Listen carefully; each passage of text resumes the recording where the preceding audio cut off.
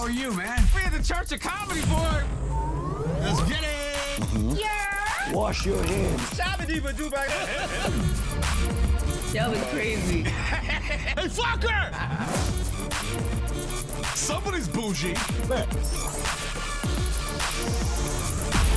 Oh, my God. Congratulations, gentlemen. Y'all blew up.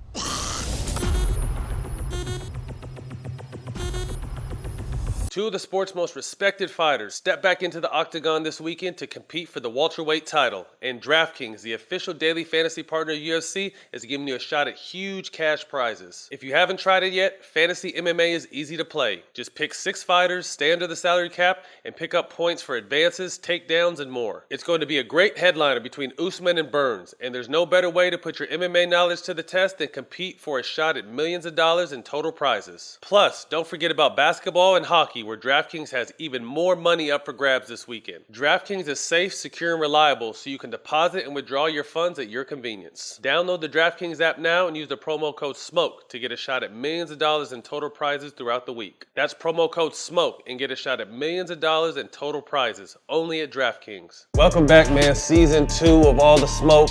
We got a real special guest. What's up with you, Brody? With the virtual handshake. I'm gonna tell y'all something that I never told nobody. I want all the smoke. Welcome back to another edition of All the Smoke. Jack, what's going on? My brother, what's up with you? Man, I can't call it. Just enjoying this beautiful California weather. Is it still ugly out there? It's not as ugly as it was the other day, but sun coming out a little bit, but still cool. You got a little bit of hope. Well, we got a special guest tonight. Very excited. A legend in her space.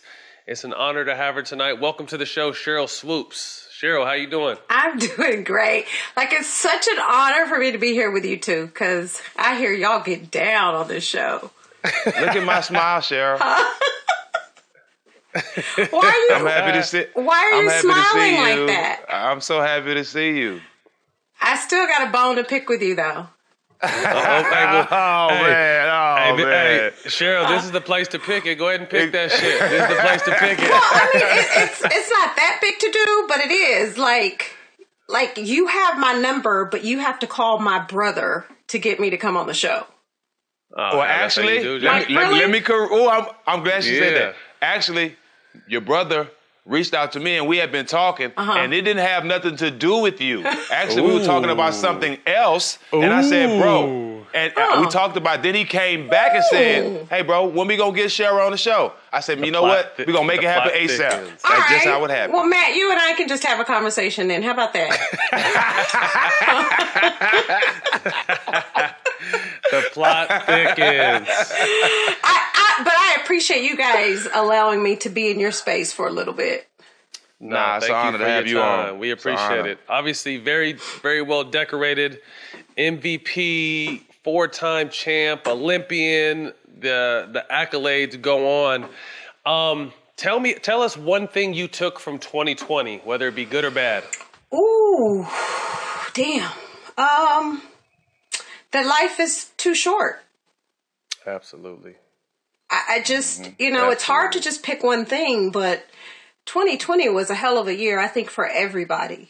And if I had to pick one, I would say that life is too short. So embrace every moment, embrace spending time with friends and family and loved ones, because you never know when you're going to get that opportunity again. Absolutely. We're just a little over a year since Kobe passed, and one of his favorite quotes that I love is, he said, we all make the mistake of thinking we have more time. No, you got to be in the moment and enjoy it. How is coaching college basketball, because that's what you're currently doing, how difficult has it been during the pandemic? Well, so actually, I'm not coaching. Oh, you're not? No. I was a head coach for 3 years, then an assistant at my alma mater for a year. What I would tell you is I found out quickly that that's not my space. I love the game. I love being a part of the game. I love what the game's done for me. But kids today are different. Just their mentality, their work ethic, they're so entitled. And you can't coach them. And I just decided that wasn't the space for me. I am currently actually working for Nike. So I'm super excited about that. That's awesome. Well, we're going to send our shoe size as soon as the interview's over. Anyway. As if y'all don't have the hookup already. Okay. Jack has a plug. But it's funny you say that because I coach, I jumped in after I retired in 2017. And I actually had a few NBA opportunities. Obviously, would have had to start at the bottom, but I passed on that too because to me there is a disconnect between the way even we came up and the way we approach the game and the way we look at the game and the way these younger athletes do now. I do coach my 12-year-old twins, their AAU team, so I got them early enough to kind of put some kind of structure and discipline. But I've seen these high school, and it's no knock on them. It's just this what the world is these days. But there is definitely a sense of entitlement and privilege. No doubt. And few and far between actually have to put the hard work in it takes to get to that next level. They expect it to be given to them. Well, and you're right. Like it's not a knock, but I will say this. First of all, how is it coaching your boys? I love it. I have a great connection, and it's funny, too, because Jack has a similar situation where he has a kid, but he found that he's better off just being the dad and the support system. And I actually like being in the trenches with my kids and teaching them and their friends. But, Matt, what I found is it's different with boys and girls for whatever reason. I grew up, I played for male coaches, I played for female coaches, and I was the type of player that it didn't really matter if it was male or female. Like, I wanted you, if I wasn't doing my part, I needed to be coached hard. I wanted to be coached hard. I didn't mind you yelling at me. Today you different though. You different. That's why I say I can't coach today because you can't coach girls like that. I'll say that because I haven't coached boys, but you can't coach girls that way. I hear that. So raised by your mom, brought up in Texas. What was your childhood like? Brothers, sisters? What you know about Brownfield? I'm a Texas boy. Man, it was, here's what I'll say. Now that I'm older, I look back on it and say, like, our childhood was tough. But when you're growing up in it and that's all you know, I mean, it is what it is. Like, all I saw was my mom busting her ass every single day to provide for us. And my dad was not in the picture. My mom and dad got divorced when I was 3 months old. So I never knew my dad. Dang, you making me get choked up. I met my dad. I do it all the time. I met my dad for the very first time when I was 30 years old. Wow. And there was no emotion because I don't know him. And a stranger. Yeah. And so he was like, I think expecting something from me as far as like being emotional, but I'm like, dude, I just met you. I don't know who you are. So how can I be emotional with someone that I don't know? But what I would tell you is what I saw was my mom just, God rest her soul. My mom passed away 3 years ago, but rest in peace. I just saw her work hard. That's all I knew. And I know that's what she instilled in me. And that's where I got it from. And it was just one of those things that whatever you got to do to make it happen, you just got to do it. And that's what I kind of felt about 2020. You know what I mean? Like people out there struggling and suffering, and not to mention, everything else that even that we as Black people have been dealing with and are going through. We just, we gotta get through it. We gotta figure it out. How did sports play a role in your upbringing? And talk about your siblings as well. So I have 2 older brothers and a younger brother. The one that, y'all are having a conversation that had nothing to do about me. B Swoops. So shout out B Swoops. But you know what? Sports was huge in my life. Like I said, I grew up with 2 older brothers, and the only way my mom would really let me leave the house is if I told her I was going to go play basketball with my brothers. My mom was very, very, very strict. And at the time, I was just like, damn, she's just so mean. That's what I thought.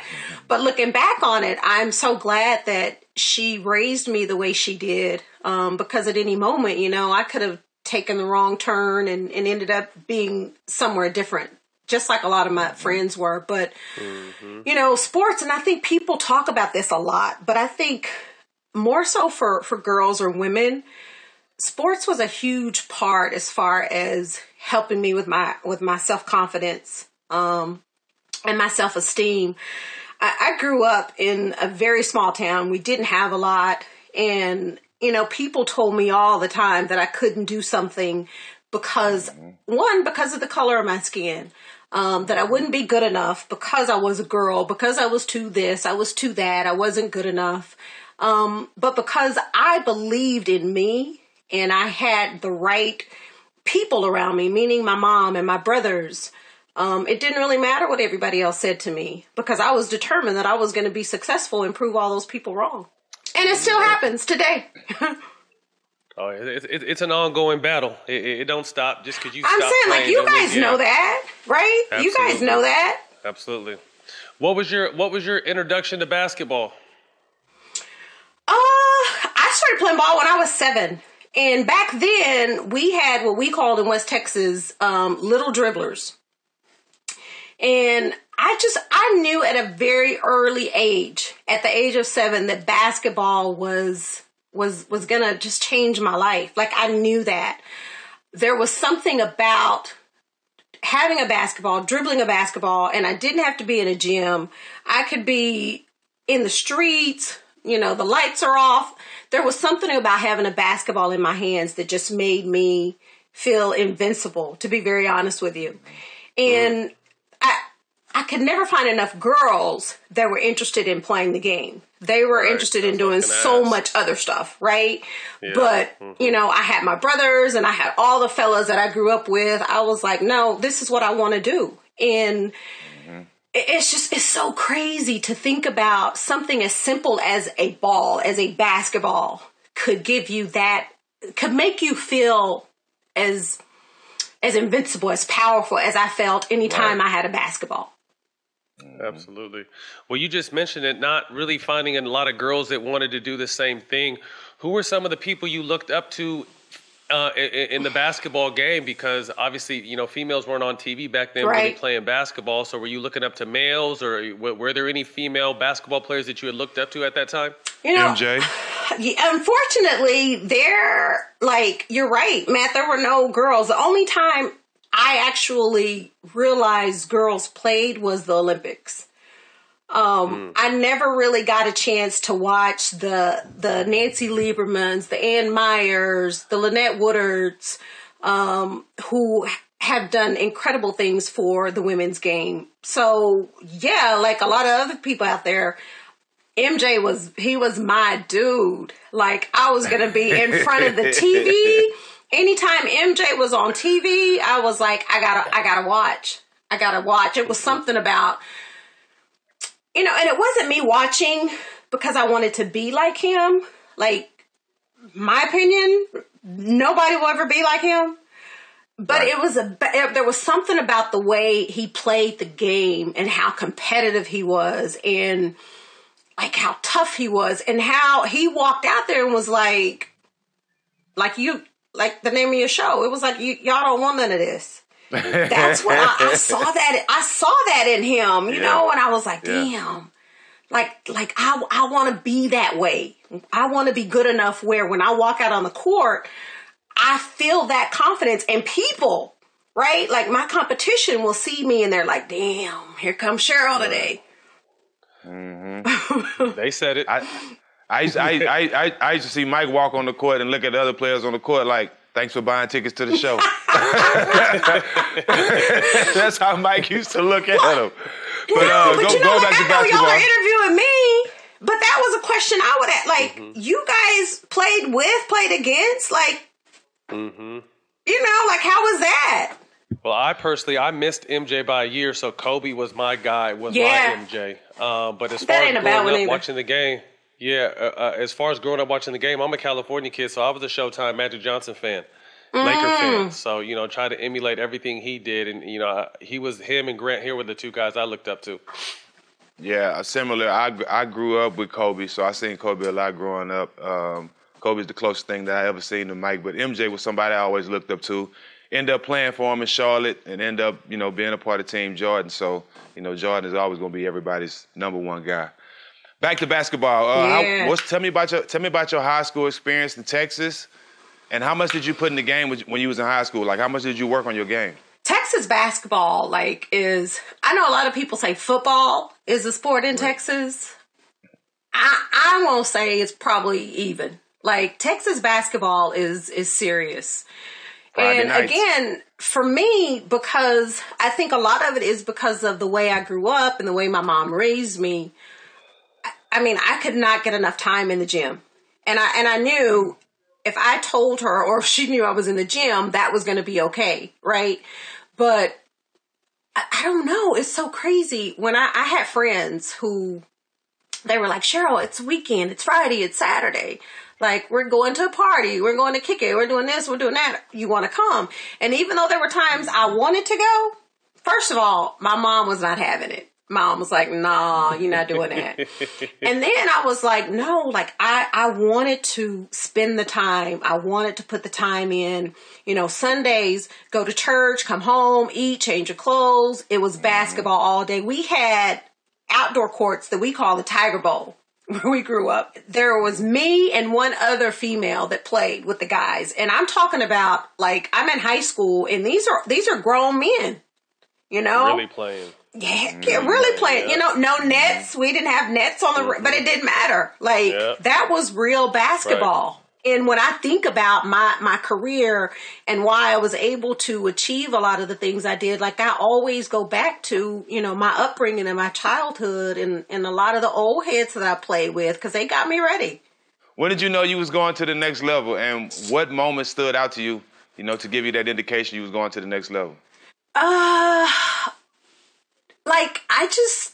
I always told myself, one, that basketball would be my ticket to college, and basketball would be my ticket to not only change my life, but to change my mom's life. And I was very dedicated. This may be bad, but I was more dedicated to sports than I was to school. Although I knew I had to make the grades. Really? Listen. You a hooper. We all did that. Welcome to the club. But I knew I had to make the grades or I couldn't play, So there were times where I did just enough to get by, as much as I hate sitting here saying that. But I did. I don't know. I think at a very young age, seriously, if we're being honest, I think at a very young age, I knew that God had blessed me with a talent that not a lot of people had. And it was up to me to decide what I was going to do with that talent. Mm-hmm. So when the WNBA started, I didn't believe it was going to happen initially. But after it did, and I signed my very first WNBA contract, which wasn't an NBA contract, but I felt like all the hard work, everything I put in, all the sacrifices that I made, that my mom made. Yeah, like, finally. And now I can go out here and I can show the world, who Sheryl Swoopes is and what this game means to me. Before getting to the WNBA, though, talk about your college experience. What colleges was after you? A lot. Everybody? The one school that didn't recruit me was Connecticut. I knew it was one. But here's the crazy thing. But back then, back in the day, Connecticut wasn't like the Connecticut they are today. Yeah, it was they're a powerhouse now. But back then it was the University of Texas, Tennessee, Stanford. Yep. Stanford, and being from Texas, I was like, oh no, Longhorns. It is Longhorns. Right. So I initially signed to go play at the University of Texas. I was there for 7 days and got homesick and didn't like it. And I transferred. but what I would tell you is it wasn't a thing of me calling my mom saying, hey, I'm homesick, I want to leave. I called my mom every day bawling, boo-hooing, crying. And she said to me, oh, no. You made this decision. And I didn't talk to her about it. I just said, if the Longhorns are recruiting me, that's where I'm going. So I called her 6 nights straight, bawling, boo-hooing, saying, I want to leave, I want to come home. And she said, oh, no, that's not what we do. You made the commitment, so you got to do it. And it wasn't until the last day I called her, and I was crying hysterically. And I said, Mom, I'm leaving. Whether you want me to or not, I'm out. And she finally gave in and said, okay, well, baby, come home. And and so when I left, I transferred, went to Texas Tech, and, as they say, the rest is history. Won a national championship. Yep. Absolutely. I had a similar situation when I was at UCLA. I mean, I'm from Northern California, so I was only an hour plane flight or 6-hour drive, but just leaving home for the first time, it was a lot. And although I was in LA at UCLA, I had the same experience. I was driving home once a week. Did I make the right decision? Should I just go somewhere closer to home? But I ended up sticking it out, and it was great for me. But I definitely remember those early days in college, like, damn, I'm finally away from home, but do I really want to be away from home? I thought I did, right? I was 8 hours in Austin at Texas. I was 8 hours away. So, and that was my first thought was, damn, I just got to get away from home. And when I did it, I was like, I don't really think this is for me. So your senior year, like you mentioned, you win a national championship at Texas Tech, score 47 points in the championship game, named Final Four MVP. What was that experience like? 47, Lord. That buckets, right? And the team, they only won by 2. They needed every last bucket. The game wasn't that close. It was one of those games. It really wasn't. It was close, but not a 2-point game. It was more like a 10-point game, but... Yeah, gotcha. Yeah. I had friends who played for Stanford and Tennessee, and I would always ask them, because those were the schools that every year after year, they were the Connecticut's back then, right? Year after year. Yep. Either they're going to win it or they're at least going to be at the Final Four. And I would always ask them, like, what does it feel like? How did you do it? And they were like, you have to experience it. Like, I can sit here and tell you, oh, it's such a great feeling. And in my mind, I was like, but that's just not, I seriously was. I was like, that's not going to happen. I'll tell you, the team I played on at Texas Tech in 93, we weren't the most talented team. We played a 2-3 zone defense the entire game. We weren't very athletic, but we all played our roles, right? Like, that's how we were able to win. But the best feeling in the world. Give Cheryl the ball, move out the way. Right. Give Cheryl the ball, move out the way. Set a screen for Cheryl. That's the Cheryl. That was kind of sort of what we did. It was, in a way. But the best feeling was being able to have my mom there and my brothers there and share that moment with them. And especially when so many people said, if you leave Texas, you'll never win a championship. And growing up in the town I grew up, so many people doubted that, I would ever be anything or be successful and leave the city. So to be able to share that moment with my family was the best feeling in the world. Winning a national championship it's special. It is so special. I missed it.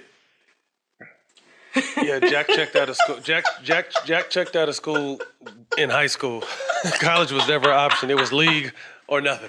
No, I was on campus the whole first semester at Arizona, and I couldn't pass the test because I was too busy partying, and they went on to win the national championship. Not that you. was my national championship. Not you. Oh, yeah, right.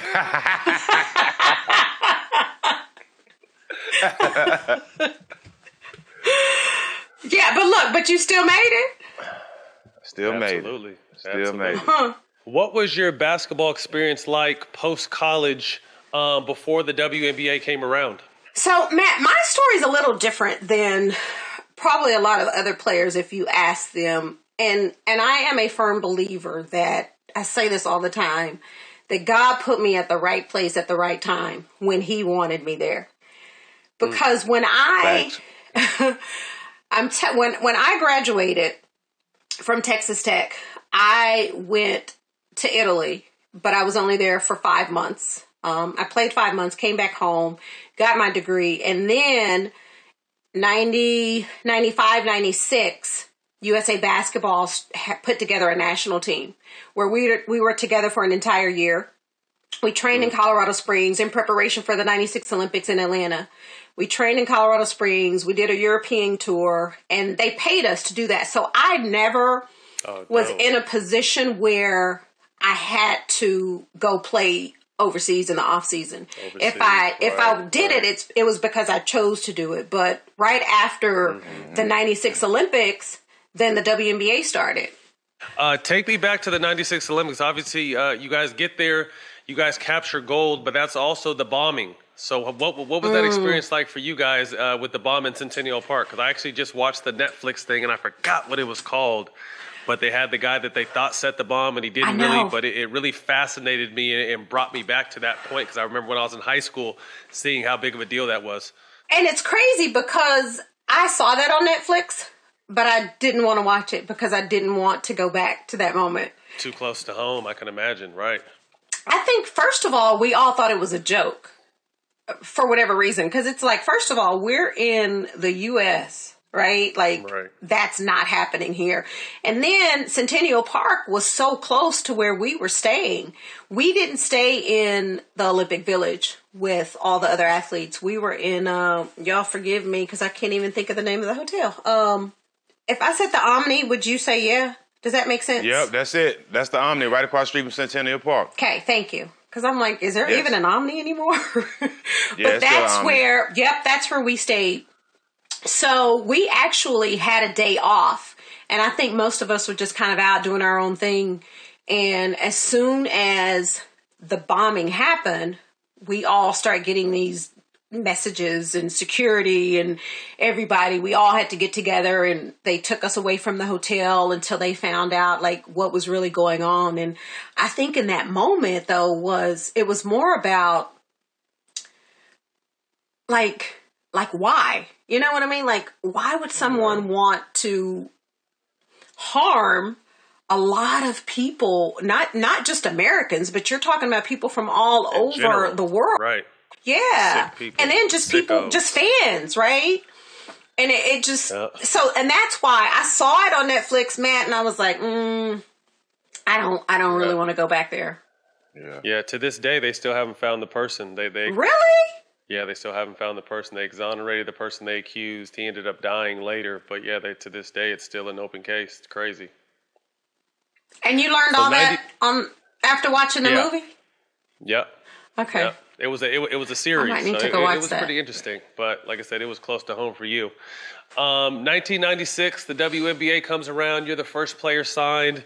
But you don't join the league for actually 6 weeks after you sign because you had the birth of your first son, which I think is crazy and absolutely amazing. The fact that you guys can go through the whole pregnancy, give birth, and then just hop back like right where you picked up at. It's unbelievable to me.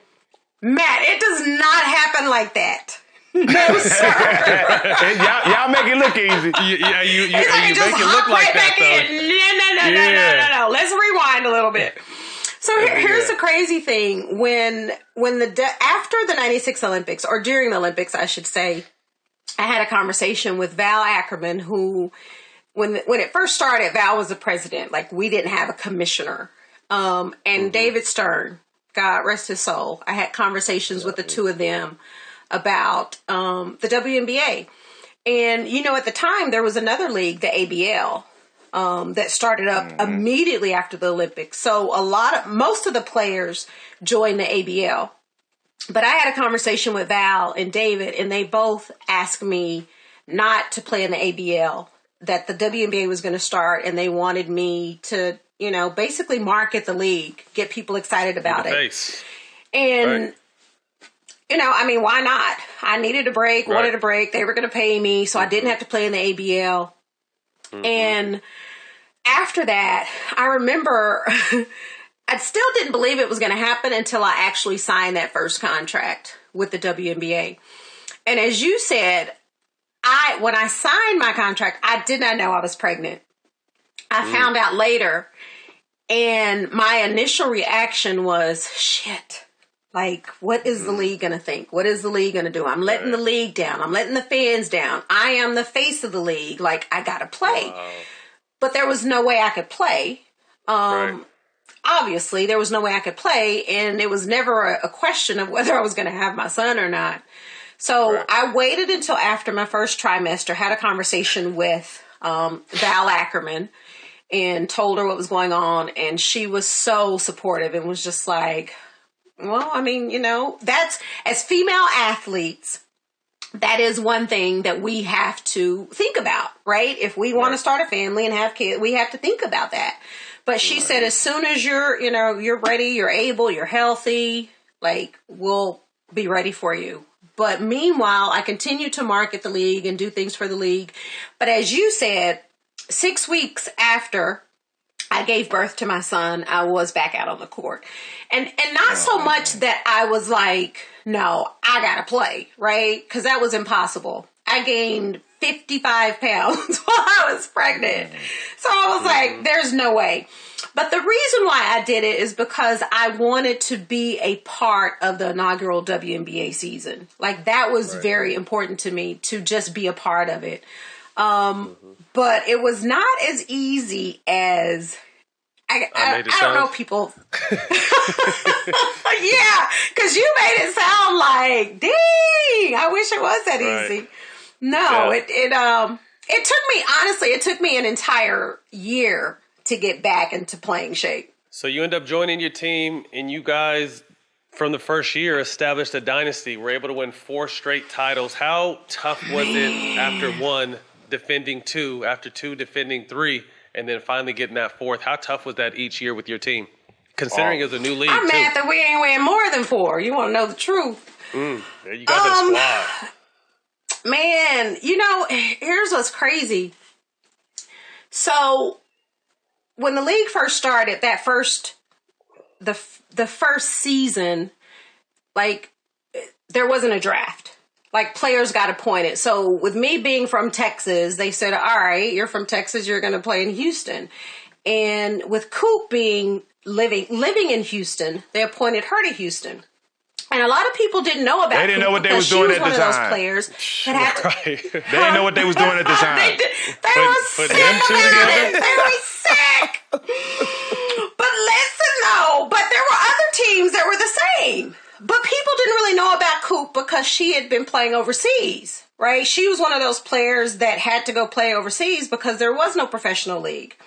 So then after we get appointed, right, then LA gets Lisa, Leslie, and I don't even know who the other player was, to be honest with you. So then there's a draft. And we end up drafting Tina Thompson. But no one knew how good Tina was going to be. Right. And so because I had played in the Olympics and Coop had played overseas, I knew this player from Brazil named Janeth Arcane, who was like everything in Brazil. So then we get Janeth to come and be on the team. And now you have 4 players, honestly, who on any given night can give you 30 or 40. Seriously. So now it's about, well, let's go find us some role players. Some of your toughest matchups. Playing LA was always tough. Like, Lisa Leslie is one of the toughest competitors I've ever played with and against. Even though we don't play the same position, those were good battles that we had. Tamika Catchings. Catch is just a baller. Like, she was going to defend you all night long.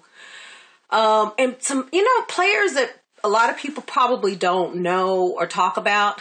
Like, when the league first started, we had a lot of international players that could go.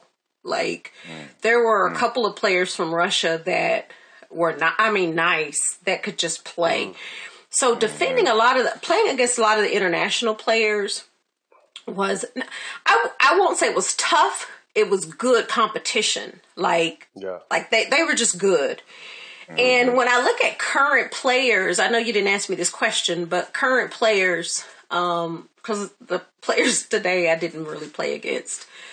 But like Angel McCaughtry, I think Angel's a heck of a player. Love Angel. Angel reminds me of myself. She plays both ends of the floor. I love her game. Love watching her play. Huge Asia Wilson fan. I love Asia Wilson. I think Asia will be one of the best players in the league. The player I will leave with would be Lauren Jackson, who played for Seattle. For people who don't know, played for Seattle. Lauren was the truth. Yeah. We got to give Lisa her props. We got to give Lisa Leslie her props. She beat me. She's the first woman. She's the first woman to have a WNBA championship and also be the coach to coach a professional men's team to a championship in the Big Three. She beat me in the championship with a Joe Johnson team. So salute to Lisa. Salute to Lisa. That's right. I think I was there when she beat you. So yeah. Hey, but I was balling. I held my own. Goddammit. No, you did. You did your thing. Yeah. That's true. Joe was just That's too true. much. Joe Johnson was too much. Actually, we got him on the show coming soon, but Joe was just too much. So let me ask you a question, since you brought that up, because I heard some people saying, oh, because did Nancy win the first championship, the Big Three? She did. She won the second one. The second one. Nancy won the second, and then Lisa won the third. So I heard a lot of people saying that they were giving players to stack their team so that they could make a big deal out of a female coaching the men's teams and winning a championship. Sounds like some bullshit. I can answer that. That's absolutely false. Corey Maggette and Katino Mobley picked Nancy Lieberman to be their coach, first of all. And before John Johnson came in the league, they asked Joe Johnson, they gave him a number of coaches who he wanted to play for, and he also picked Lisa Leslie. No, that's dope. So I have been the face of this league. I have been the face of the Big Three since it started, and Joe took it from me now, but that is the facts. That's what's up. I like that. Yeah. I like that. So you were able to experience a lot of success early on in the WNBA, but outside of actually playing, what are some of the challenges you and some of the bigger name players face continuing to try to grow the league and getting respect and getting equal pay and the whole nine? Because it's still a struggle to this day. Oh, she took a deep breath before this one. Oh. Where do I begin? I did. Listen, I take a lot of pride in watching the league succeed and doing my part to try and help it succeed, right? But at the same time, I also feel like it's one of those things where it's like, thank you guys for what you did for us. Now it's time to move on to other players, current players. And I take that very personally. It's almost like a slap in the face when you look at where the league started and all the players who helped get the league to where it is today. And for us not to be included in, this may be real petty, but I don't really care. So when I look at the NBA, right, I look at NBA All-Star and all the events and things that are going on surrounding NBA All-Star. You always see former players involved in some capacity. Absolutely. And I think that's important because I also think there's a connection that former players have with the fans and even with the players. But that doesn't happen in the WNBA. So I don't know if that was 2 years ago. All-Star Game is in Las Vegas. And again, it's not this big grand ceremony celebration like the NBA. I get that. But you still have so many former players who are around, who want to be a part of the league, who want to help grow the league, but you don't take advantage of that and you don't use us to help do that. So when I go to the Skills Challenge, this is 2 All-Star games ago. I go to the Skills Challenge, right, to watch WNBA do their little thing. It's not packed, a gazillion seats on the floor. I get someone walk up to me and say, Cheryl, you can't sit on the floor. Your seat is up there. Now, when I say that may be petty, I don't look at that as being petty, because the way I look at that is that's disrespectful to me. What you? Hell yeah! This league was built on your back. Mean? Right. That's disrespectful. And not only that, y'all, there's 500 empty seats on the floor. Nobody's there watching, first of all. Right. Like, seriously. And then I turn and I look at who you did allow to sit on the floor, and I'm like, there is something seriously wrong with this picture. It really is. Yeah. And I have over the years, I have become more vocal about the treatment or mistreatment and how I feel about it, because I think if you want to continue to see the league grow and be successful, you have to start using your former players to make that happen. Absolutely. And a lot of the fans in the WNBA are fans from back in the day who still have that connection, or they want that connection or relationship with the former players. And I just don't see how that could hurt. If anything, it's only going to help grow the game. And I do know for a fact that I am not the only player that feels that way. Yeah.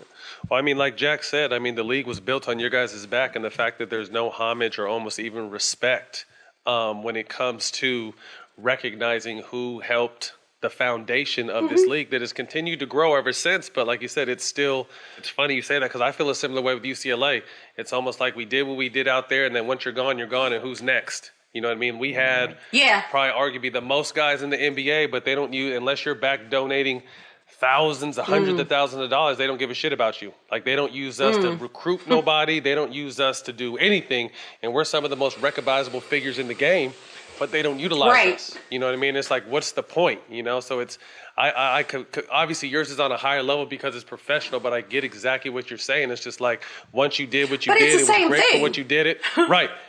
Thank you for what you did, but who's up next now? Instead of being like, okay, well, we appreciate you. How can we integrate you? Because to me, you can't tell me that having me call someone, having Baron Davis call someone, Russell Westbrook call someone, some of these guys call some of these players and using a recruiting pitch is not going to help you recruit players. Just like it's not going to help for you guys to be, it's going to help you guys to be there to continue to grow the game. Matt, you may not, they may not get the players, but they're at least going to listen to you. Right. Do you know what I mean? Right. Like, that to me, that's a no-brainer. And why people can't see that and don't take advantage of that is beyond me. To touch on that, I know when I've been to a couple All-Star games, and I'm not nowhere the player in the NBA that you was in the WNBA, and the respect that you deserve, but they have tickets at All-Star games and floor seats for the 15th guy on the roster when All-Star weekend in any city. So there's no way that the face of the WNBA should not be able, to sit on the floor. So I totally understand your pain, but the NBA does a great job of bringing WNBA players and getting them involved in our All-Star weekend. You know what I mean? Right. So I totally understand what you're saying. No, I was just going to say, some people may listen to that and they're like, that is so petty. But it really isn't. No, it's not at all. I have done so much for this game, for the league, and I continue to do it daily. And for me to expect to be treated a certain kind of way, I don't think that's asking too much. Not at all. My one question is, did you move seats when they came and told you that wasn't your seat? So listen, let me tell you. So now I tell you. So the angry black woman in me came out. Hey, this is what I wanted to hear. I want to hear this part. I wanted to cuss at the screen when you just told me what happened. Like, what the fuck? I left the whole gym. Wow. So since you asked that question, no, let me finish the story. I left the gym, right? The next day was the actual All-Star game. Okay, the next day was the actual All-Star game, and our tickets again. They weren't in nosebleed, but some close to bullshit. it.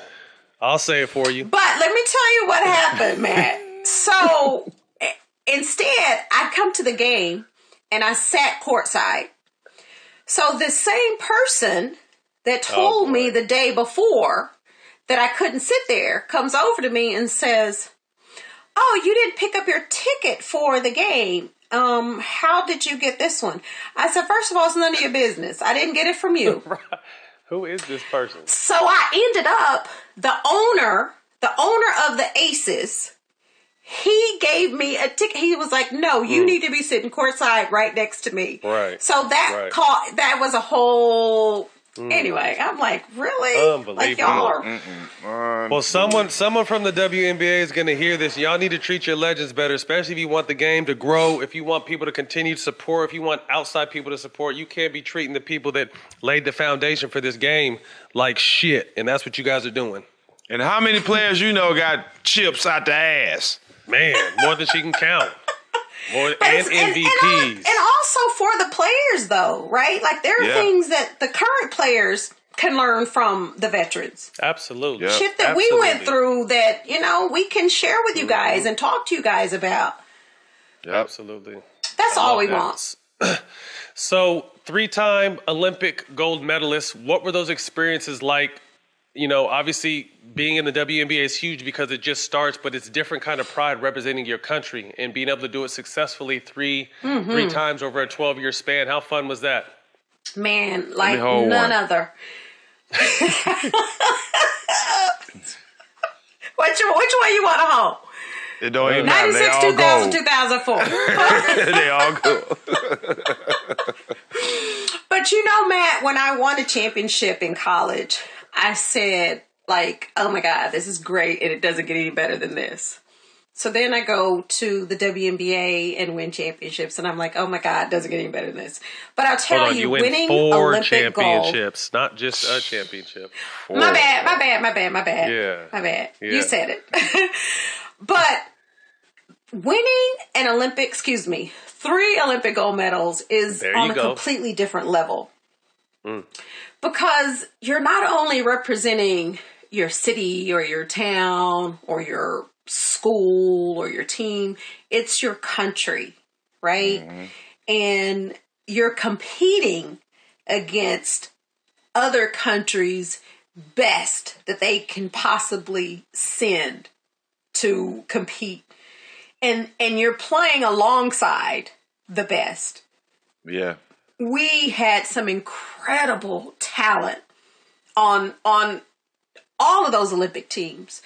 But, even though that was 96, 2000, 2004, I still take a lot of pride in it when I look at where we are as a country, right? And being a Black woman in this country, having an opportunity to compete on the highest level and put on that USA uniform. And this is the part I get a little emotional because,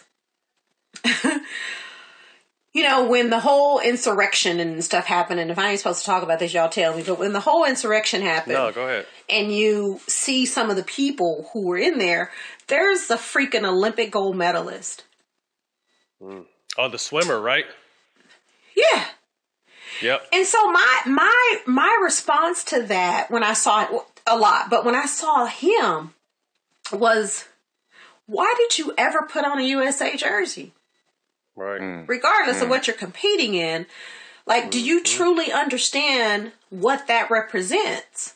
Because even though I don't compete anymore, I don't play anymore, and being a Black person in this country is difficult, male or female, it's difficult. I still take a lot of pride in representing my country, because it is my country. Whether people want to say that or disagree or not, it is. No, completely. And so it's hard for me to sit back and watch stuff like that and not feel some type of way. Yeah, no, it's tough. At what point in your career did you realize that you would becoming a role model to other little girls and even boys that look up to the game of basketball?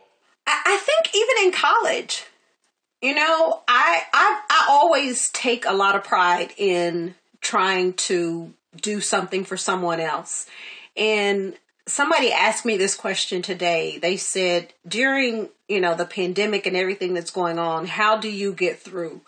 And my response to that was, yeah, you have to find time for yourself, but I try to take the focus off of myself and think about somebody else that probably has it a little bit worse than I do. So I try to figure out how can I help that person. So even playing and in college, to me, it takes nothing to stop and sign an autograph for somebody or to say hello. Right. And you never know what that person is going through or what that person has been through. And just to stop and say hi or sign an autograph could completely change that person's day, if not their life. So I think for me in college, and growing up in a small town and going to Texas Tech and being in Lubbock, everybody knew everybody. So I kind of was like the local celebrity or local hero. And because of that, I knew that, and I took a lot of pride in that. And I always tried to carry myself in a way that, when people looked at me, they could look at me and say, she's just a great person. You know, it's not about being a great athlete. She's just a great human being. And that's what I always try to do. Absolutely. Hey, I don't mean to go off the thing, but I got two questions that I just thought about. One, we talked to Deion Sanders, and we talked about his curl. He said his curl, you had a famous curl too. Deion said his curl looked wet, but it was dry. Did your curl look wet and was it dry, or was it actually wet on the collar and all that? Because your shit was glowing too. I don't know if I had a curl. Did I have a curl? What was it? What was that? It was a slick back? Was it the slick back? That was the college days, though, right? The curl? Wait. The college days, she had the slick back. We thought she had a curl. We thought it was a curl. Wait, no, I don't know. I had some of everything going on in college. So it could have been a slick back. I did have a curl. I had a curl that really wasn't a curl, but it was supposed to be a curl. But I had the wet curl. Like, mine wasn't dry. I had the wet one. Okay. You know, where it was getting on everything. Deion said his looked wet, but it was really dry. Yeah, my dad had the wet one too. He had to wear a towel around his neck to make sure it didn't get all of his shirts. So yeah, I know all about that. My second question was, how good was Dawn Staley? Ooh, Dawn. No, she's one of my favorite ever. Mine too. So I was fortunate enough to play with her in the Olympics, and then I played with her 1 year for with the Comets. Dawn is, I hate when people do the whole comparison thing, like right, LeBron and MJ, because I say it's just different. Yep. Like the timing is different. Everybody's great. The rules are different, right? Fouls are different. All of those things. So even now, when people say, "Well, Sue Bird is the best point guard ever," maybe because you never saw Dawn Staley play. Facts. I mean, you know what I mean? And that's not taking anything away from Sue. I think Sue's a good point guard. But when you start talking about the best, I don't know. I don't know if that's what I would say. And Dawn Staley, to me, is the epitome of what a true point guard should be. Right? She runs the team. Yes. She gets in your shit when she needs to. She puts people where they're supposed to be. And she is the fifth option when you talk about scoring. That's like the last thing on her mind. And is just a competitor. And when I look at what she has done with South Carolina. Yes. Man, listen. Dawn Staley, to me, they don't talk about her enough. What she's doing in the women's game. That's why I had to bring her name up, man. I love me some Dawn. I'm glad you did, because I love me some Dawn Staley. Me too. Shout out to Dawn Staley. For sure. So you got a chance to spend 11 years in Houston. This is a two-part question. So how important was it to you to play there and be able to represent your home state? And then how hard was it for you to leave in 2008 and sign with Seattle? That was the hardest thing ever. I always thought I would retire a Houston Comet. But when the team folded and all that stuff, so, like, I don't have a jersey that's retired hanging up in Toyota Center because the Comets folded.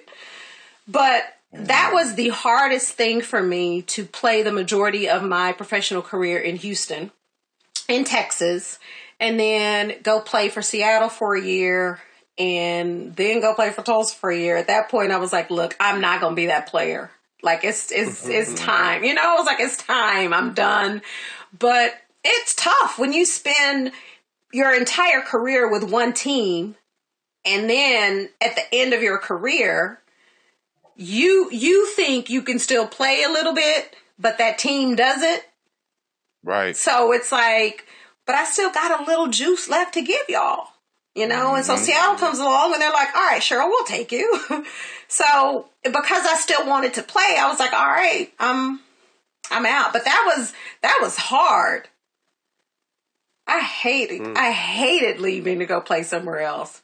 And it's nothing against Seattle, because we had great battles with Seattle. I love the players I played with there, but to not finish my career in Houston, it was tough. You just mentioned it right now. When did you know? Because sometimes we're the last ones to know. When did you know it was time to hang it up? That is true. That's true.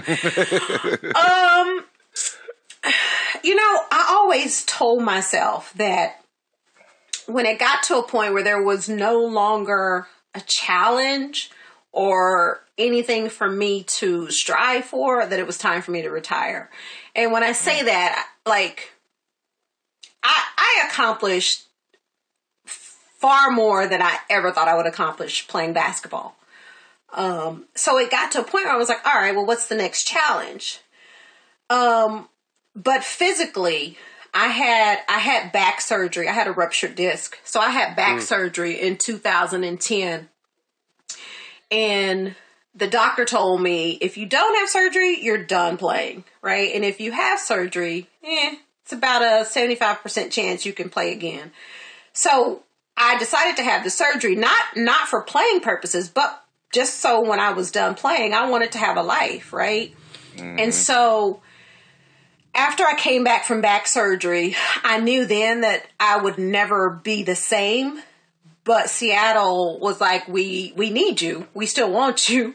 So I came back, played that year. And after that year with Seattle, I was like, nah, like I don't want to end my career like this. So I went through another off season of rehabbing and training, and my body felt really good. So I thought I was going to go back to Seattle one more year. Nope. I got the axe, and a lot of people don't know that. But I got the axe from Seattle. And that's how I ended up at Tulsa, played 1 year in Tulsa, and then I was like, nah, y'all not going to do me like that. I'm done. So, and you're right, man, because sometimes we don't know, right? But I never wanted to be that player that retired and then said, oh, man, I got 2 more years, and then try to come back. That to me was just like... Right. Get it out. You only live once. Do it. So 2016, you have the honor of being inducted to the Naismith Basketball Hall of Fame. Explain to us what that feeling was like. Man, you really do want me to cry now, don't you? So Hall of Famer, you Hall of Famer, you. Listen. The reason why I get so emotional when I think about that, and I'll probably talk fast, is that was the last trip that my mom was able to go on with me before she passed. And it was special because my mom passed away from colon cancer, but the doctors had told her that she couldn't even make that trip. And she said to me, she was like, oh no, I can make that trip. I will be there. So when I think about that, having her front row, front and center. Sound like Matt's mom. And so proud and so happy in that moment, it wasn't about her or her illness. It was about me, and I could see how proud she was. And, to be able to share that with her after the entire journey that we had gone through. I started playing ball when I was 7. My mom was with me the entire time, and at times telling me, no, you shouldn't play, you shouldn't do that, and then becoming my biggest fan. And I think as an athlete, we all want to be remembered for something that we gave to the game, right? And I think it's Right. different for everybody. But for me in that moment, being at the Hall of Fame, and this is the Naismith Hall of Fame, where it's the best Right. of the best. You know, it's It's not the big about boys, it's not yeah. about being a man, being a woman. It's the best of the Right. best. And you know, and I'm sharing that moment with my husband, with my son, but you know, my mom, and in this building is, I say, it's royalty. You know what I mean? You got the Dr. J's, Magic, everybody that's a Hall of Famer. And I remember when I was giving my speech, looking at my mom, and I could see this look on her face of, like, we did it. Like, this is where you're supposed to be. Absolutely. So to be able to share that with her, you know, and then come home, and seriously, it was, man, not even a year later that she passed, but it was, like, seriously, it's still hard for me at times to really grasp what it truly means to be in the Hall of Fame. Like, it really is. A lot of people don't know, too. A lot of people understand, too, when you talk about Hall of Fame, they're not just talking about your professional, your WNBA. They talk about your whole career in basketball. Body of work. Your body Yeah. of work. That's the people that make it to the Hall of Fame that have legendary bodies of work in the game. And that's the testament to you. So, hey, congratulations again, man. You belong Thank there for you. sure. Damn, Amazing. Matt. But I think that's dope though, because like I said, although different, but similar at the same time, you got to share that experience with your mom. You know what I mean? And No Jack doubt. mentioned a second ago, I lost my mom to cancer in 2008. I came into the NBA in 2002, 2003, but bounced around, really never got a chance to play. And in 2006 and 7, with our We Believe Warrior team, you know, I kind of really found my footing. And my mom was at every single home game and got to see like her baby succeed at my dream. And then she died less than a year later. You know what I mean? So I know what you mean when you say you get to experience that ultimate moment that your moms get to share with you, because she was there with you from the beginning. So I know exactly how you feel to get that big moment, quote unquote, to share with And your you mom. know, it's like you can take a deep breath, right? Like, Yep. Exhale. and that's for exactly real. how I felt. Yeah. Special. That's beautiful. That's beautiful. How crucial was it, because, you know, like you said, you've been in this since the beginning, to help get salaries raised? You know, unfortunately, majority of these girls, you were one of the lucky ones, but a majority of these girls have to go overseas as soon as this season ends to kind of make ends meet. So you guys really never get real time off. So how important is it to you to continue to raise awareness to help these salaries continue to grow so these women can make a real living and not have to go do crazy things just to be a professional athlete in the WNBA? No. And it's some of the top players, too.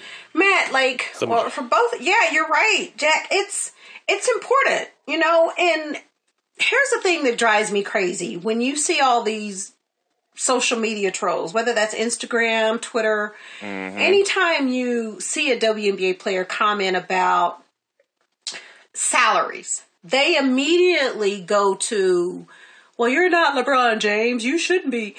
And no one's saying that.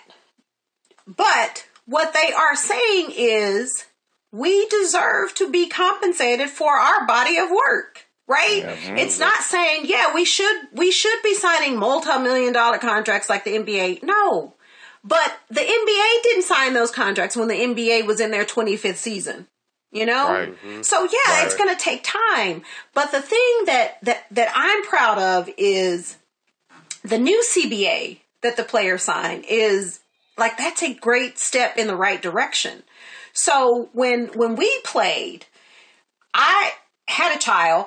You know, childcare wasn't taken care of. I had to pay for that out of my pocket. You know, if I wanted my nanny to travel, I had to pay for that out of my pocket. Even as a mom, I'm sharing a room with one of my teammates. So if I want my own room, I got to pay for that, pay the difference out of pocket. So of course, if I'm traveling with my son and my nanny, I'm going to get my room. I'm going to get a room for a nanny so my son can be there. So all of those things we had to go through so that the players today know what to ask for, right? We didn't know. The league had just started. We were just happy to be playing, right? It's like, you want us to sleep in bunk beds, we're going to sleep in a bunk bed. It didn't matter, right? Because we didn't know what to ask for. Right. So when I look at the players today, yeah, they're educated. They continue to see what's going on around them, and they understand their worth. And not to say that we didn't, but again, the league was just, you got to start somewhere. And I say somebody's got to be, lack of a better word, I'll say guinea pig, right?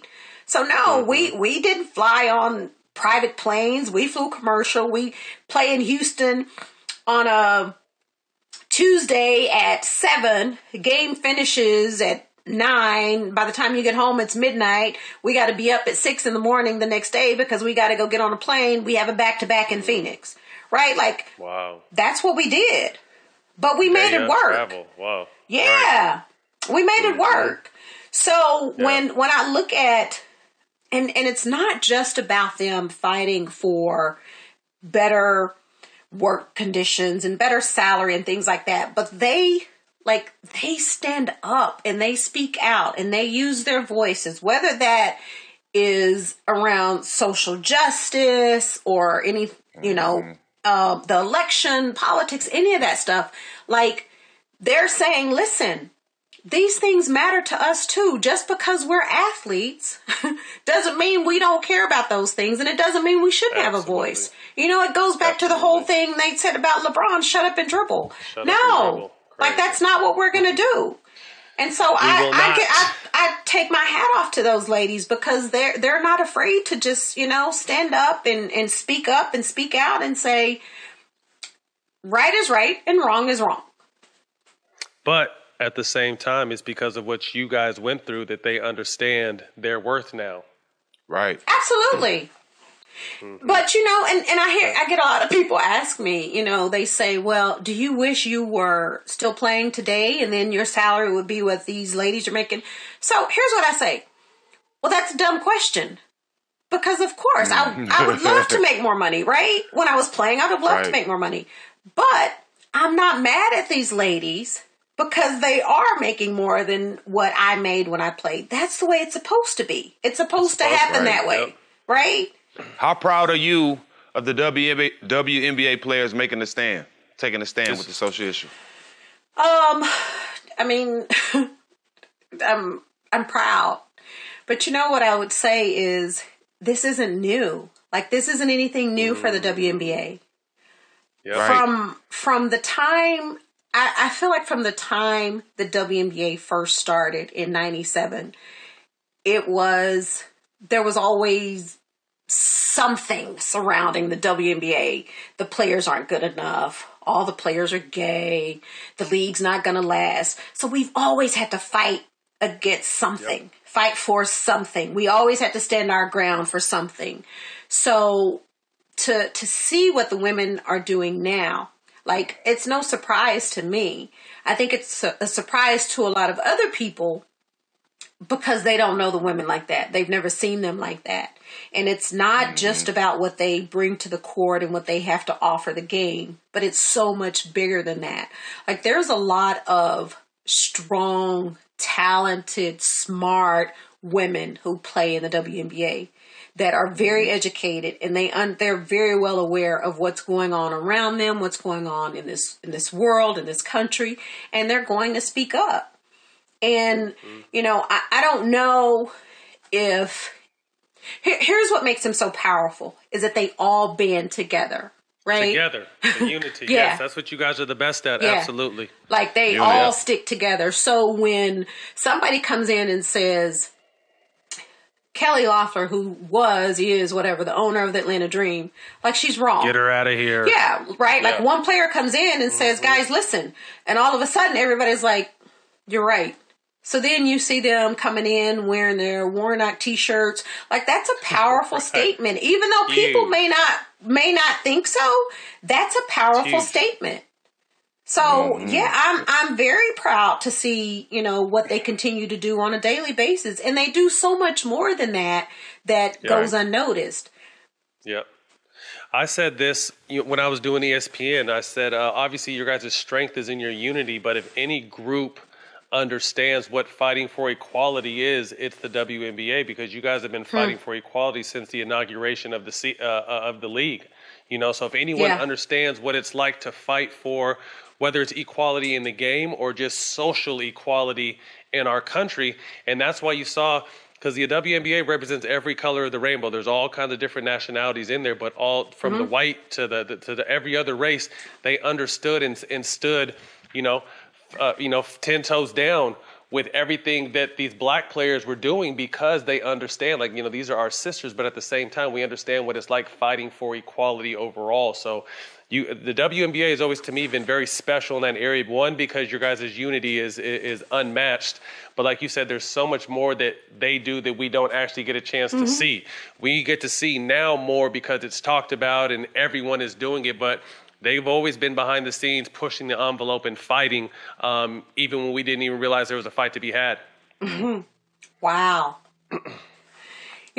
Matt, it's so crazy to think back when the WNBA first started, and some of the things and issues that we had and stuff that we had to fight for, but it was nowhere near the scale that it is today. Like, you're talking about someone's life, you know what I mean? That these women are standing up for and they're fighting for, saying this is not okay. And to me, if more people, right, if more people would take that stance when they see something is wrong, regardless of color, race, nationality, when they see something's wrong, if more people would do that, I think we as a country would be in a better place. But what I think it has done, though, it's given people, or it's allowed people an insight into who these women really are. Like, again, they're more than athletes. And like you said, you got white, you got black. And I mean, the WNBA, just like the NBA, it's 90% black. But you saw a lot of the white players who were at the front of the line, right? Saying, these are my sisters and brothers. And so I am going to be here with them. I'm going to walk alongside them. I'm going to be a part of this with them. And I think because of that, you got everybody together. That's a strong, powerful statement. Absolutely. Something we can all learn from, something the NBA can learn from too, is your guys' unity and togetherness. All right, coming down the home stretch, we really appreciate your time. We got quick hitters. First thing to come to mind. Jack, go ahead. Gosh. Your favorite teammate? Next. Nice. We're going to let y'all do it then. We're going to go ahead, man. We're going to let y'all do it. You're not going to do that to me. We're going to let y'all do it. We're going to let y'all do it. You +4 going to play a pickup game at the park. Me +4. Lisa Leslie. Of course. Cynthia Cooper. Oh, my God. Dawn Staley. Game over. Tina Thompson. Game over. Fuck. Oh, shit. Y'all going to play against men at the Rucker. Y'all ain't going to the regular park. You just said park. Give me that squad all day. Hell Me yeah. too. I want to be y'all six men. 3 songs from the late 90s that was in your pregame playlist. I want to hear this. Ooh. With this some R&B? 3 songs from the late 90s? That was in your pregame playlist. That turned you up. You from Texas, so I know you got something in there that I might know. No, here's the crazy thing. Like, I listen to mellow music before a game. Yeah, that's why I asked because I be listening. I'll go from pop to like R&B, so I'm both. And I don't know if this was sometimes. 90s, but my go-to song before a game was Mary Mary, though. Shackles. You remember that song? Mary. Yeah. Take the shackles off my feet so I can dance. Yeah. Was that 90s? Yeah. Okay. Sing it. Yeah, sing it. Yeah. That's some good guys right there. That one, and probably Whitney Houston. Anything Whitney, I was good. Like, that's what, I didn't listen to all this upbeat rap. That got me in a place where I was like, no, my mind is all over the place. I had to calm my nerves. I love it. 5 dinner guests, dead or alive. Ooh, Well, my mom is coming back for sure. Mm-hmm. Michelle and Barack, the Obamas. Mm-hmm. Let me see. My mom, Michelle, Barack, and you two. How about that? Oh, okay. Oh, man. Hey, all right. That's a good. Invited to the dinner. That's dope. We Yeah. gonna Have a good time. Time out. definitely. Time out. No, but if you two come, my mama can't come. No. Hey, we know how to act with mama around. We know how to act with mama around. Okay, yeah. So know you that two, doing my mom, around. Michelle, and Barack. I like that. That's going to be good. We're going to have a good time. I love it. Last question. And when you answer this question, you have to help us with your answer. So be careful about your answer. What? One guest you'd like to see on All the Smoke. I know who I want you to say. Who? Don't say it till after. Okay. Why? Because I'm thinking. I hold it. Okay. We need And it doesn't matter who I say? Okay, let me think. I'd like to see Barack Obama on your show. Ooh, good call. That's big. Great call. We working on that too. I was gonna say I can't help you get him though. I can't help you, but I want to see That would be it. a good one. And he would do it too. Yes. I was think so. about to say Cece. Cynthia Cooper. Oh God, she'd do it in a heartbeat. Yeah. Coop is gonna show out. There was Yeah. All right, what you want? I'll send you her info. She would do it in a heartbeat. We gotta have her.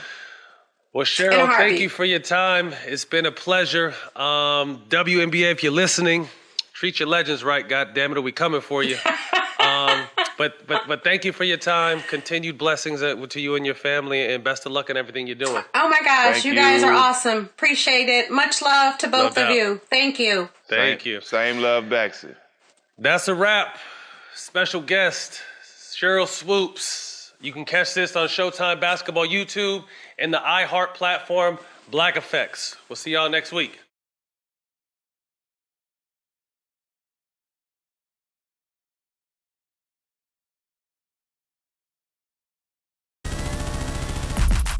How are you, man? We at the Church of Comedy, boy. Let's get it. Wash your hands. That was crazy. Hey, fucker! Somebody's bougie. Oh my God. Congratulations, gentlemen. Y'all blew up.